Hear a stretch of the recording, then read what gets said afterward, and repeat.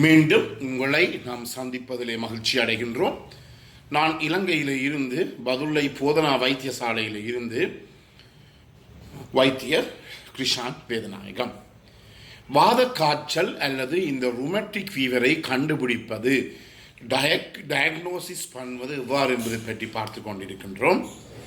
அதிலே நாங்கள் சொல்லுவோம் மோடிஃபைட் டக்கிட் ஜான்ஸ் கிரைட்டீரியா என்று சொல்லுவோம். அதாவது கண்டுபிடிப்பதற்கான வழிமுறைகள் இருக்கின்றது.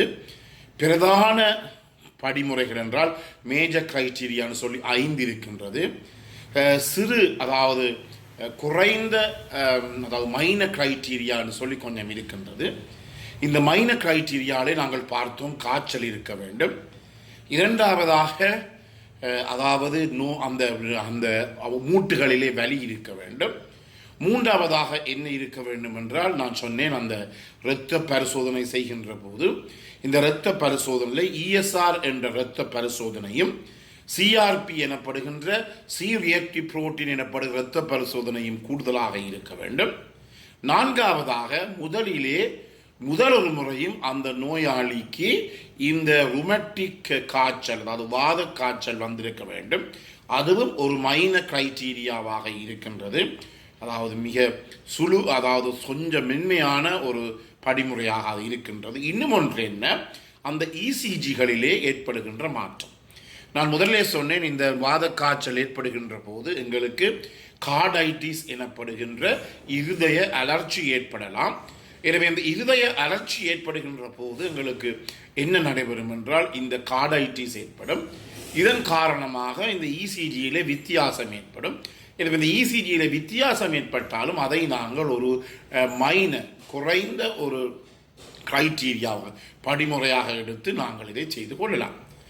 இது ஒரு முக்கியமானது. எனவே இந்த நோயை நாங்கள் எவ்வாறு கண்டுபிடிக்க போகிறோம் என்பது மிகவும் முக்கியம். அந்த நிலைமையிலே நாங்கள் வருகின்ற போது 2 மேஜர் கிரைட்டீரியா, அதாவது 2 பிரதான படிமுறைகள் இருந்தால் அது வாத காய்ச்சல். என்னென்ன பிரதான படிமுறைகள் நான் முதலும் சொன்னேன். ஒன்று, இருதயம் பாதிக்கப்பட்டிருக்கலாம், கார்டைட்டிஸாக இருக்கலாம். இரண்டாவதாக மூட்டுகள் பாதிக்கப்பட்ட ஆர்த்ரைட்டிஸாக இருக்கலாம். மூன்றாவதாக எங்களுடைய மூளை பாதிக்கப்பட்டிருக்கலாம், கோரியவாக இருக்கலாம்.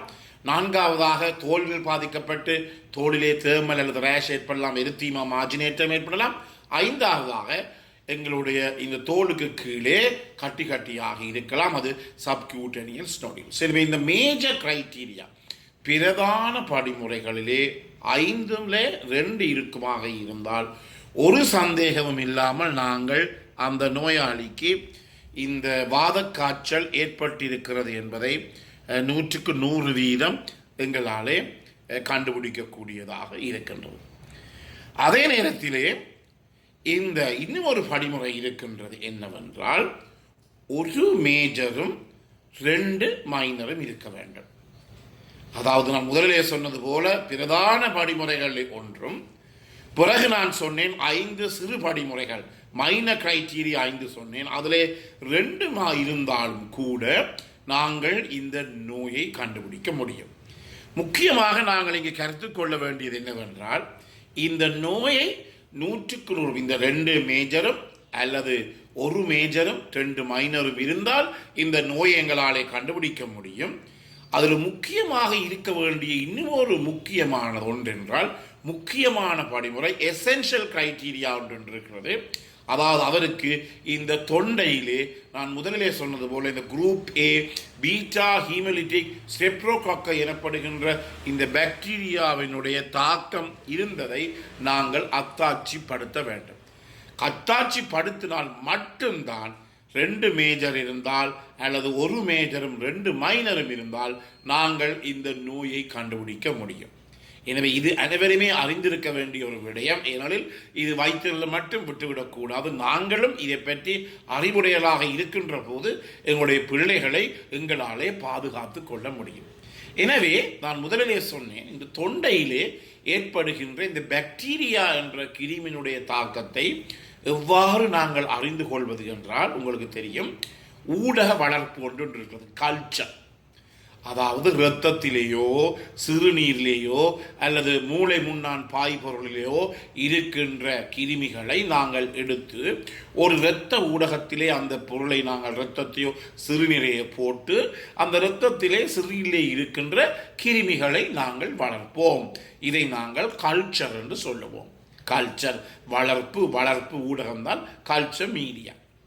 எனவே இதே போலத்தான் நாங்கள் என்ன செய்யலாம், இந்த தொண்டையினுள்ளே தொண்டை வலி என்று சொல்லுகின்ற ஒரு பிள்ளைக்கு என்ன செய்யலாம், நாங்கள் நீட்டு ஒரு கூர் மாதிரி ஒரு ஈக்கிள் கூறிலே ஒரு பஞ்சை சுத்தமான பஞ்சை சுற்றி அந்த ஈக்கிள் கூரை அந்த தொண்டையிலே கொஞ்சம் இப்படி தொலைவி போட்டு அதை நாங்கள் எடுத்து நேரடியாக இந்த வளர்ப்பு ஊடகத்திலே விட்டு நாங்கள் அந்த கிருமியை வளர்க்கின்றோம்.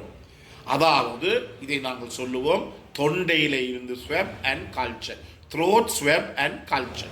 இந்த throat swab and cultureலே ஏதாவது கிருமிகள் இருப்பதாக குரூப் ஏ பீட்டா ஹீமோலைட்டிக் ஸ்ட்ரெப்டோகோக்கை இருப்பதாக கண்டுபிடிக்கப்பட்டால் அதை நாங்கள் ஒரு மிக முக்கியமான அவசியமான கிரைட்டீரியா, எசென்ஷியல் கிரைட்டீரியாவை எடுத்துக்கொள்வோம். நீங்கள் கேட்கலாம், என்னென்று இது குரூப் ஏ பீட்டா ஹீமோலைட்டிக் ஸ்ட்ரெப்டோகோக்கை எங்களுக்கு தெரியும் என்றால், அந்த வளர்ப்பு ஊடகத்திலே நாங்கள் கிருமிகளை வளர்க்கின்ற போது ஒவ்வொரு கிருமியும் ஒவ்வொரு விதமாக வளரும். என்ன சாதாரணமாக ஒரு பறவைகள் தான் கிளி கத்துறது வித்தியாசம், காகம் கத்துறது வித்தியாசம். எனவே தூரத்திலிருந்து கிளி கத்தினால் எங்களுக்கு தெரியும் கிளிதான் நிற்குதுன்னு, தூரத்திலிருந்து காகம் கத்தினா காகம் கத்துறதுன்னு சொல்லுவோம். அதே போல தான் இந்த வளர்ப்பு ஊடகங்களில் நாங்கள் இந்த சிறுநீரையோ அல்லது இரத்தத்தையோ அல்லது மூளை முன்னான் பாய்பொருளை விட்டு நாங்கள் அந்த கிருமிகளை வளர்க்கின்ற போது இந்த வளர்ப்பு ஊடகத்திலே அந்த அந்த கிருமிகள் வளருகின்ற விதத்தை கொண்டு இந்த நோயாளிக்கு எந்த கிருமியினுடைய தாக்கம் இருக்கின்றது என்பதை எங்களுக்கு 100% சொல்லக்கூடியதாக இருக்கும். எனவே இதன் அடிப்படையாக கொண்டுதான் நாங்கள் என்ன செய்வோம், இந்த நோயாளிக்கு இந்த தொண்டையிலே இந்த பாக்டீரியாவினுடைய கிருமி தாக்கம் இருப்பது என்பதை அறிந்து கொள்ள முடியும். ஒன்று. இரண்டாவது முறை என்னவாக இருக்கும் என்றால், நாங்கள் சொல்லுவோம் இந்த ASOT, அதாவது இரத்தத்திலே இந்த தொண்டையிலே ஏற்பட்ட கிருமிக்கு எதிராக எங்களுடைய உடலிலே சேருகின்ற பிற பொருள் எதிரிகள் ஆன்டிபாடிஸை நாங்கள் பார்ப்பது. அதை நாங்கள் ASOT என்று சொல்லுவோம், ஆன்டி ஸ்டெப்ரோலைசின் ஓ டைட்டர் என்று சொல்லுவோம். அதை பார்ப்பதன் மூலமாகவும் எங்களுக்கு இந்த பிள்ளைக்கு இந்த தொண்டையிலே தொற்று ஏற்பட்டிருக்கின்றது என்பதை எங்களாலே கண்டுபிடிக்க முடியும். எனவேதான் இந்த ரூமட்டிக் காய்ச்சல், வாத காய்ச்சலை கண்டுபிடிப்பதற்கு 2 மேஜர் கிரைட்டீரியாவுடன் அந்த எசென்ஷியல் கிரைட்டீரியா இருக்க வேண்டும், அல்லது ஒரு மேஜருடன் 2 மைனர் இருந்து அதுடன் எசென்ஷியல் கிரைட்டீரியா இருக்குமாக இருந்தால் இந்த நோயாளிக்கு வாத காய்ச்சல் இருப்பதை எங்களால் 100% உறுதிப்படுத்த முடியும். எனவே அன்பர்களே, இந்த நிகழ்ச்சி பிடித்திருந்தால் மற்றவருக்கு அறிமுகப்படுத்துங்கள். இதை லைக் பண்ணலாம், ஷேர் பண்ணலாம், மணிச்சின்னத்தை அமுழ்த்தி பெல் சைனை அமுழ்த்தி நீங்கள் இதை சப்ஸ்கிரைப் பண்ணலாம். மேலதிக விவரங்கள் தேவையாக இருந்தால் 00-947-735-62-45 மூலமாக தொடர்பு கொள்ள முடியும். அதே நேரத்தில் இந்த பிறந்திருக்கின்றால் உங்கள் அனைவருக்கும் இனிய பொழுதாக அமைய அனைவருக்கும் பொதுவான இறைவனை வேண்டி விடை பெறுகின்றேன். நன்றி, வணக்கம்.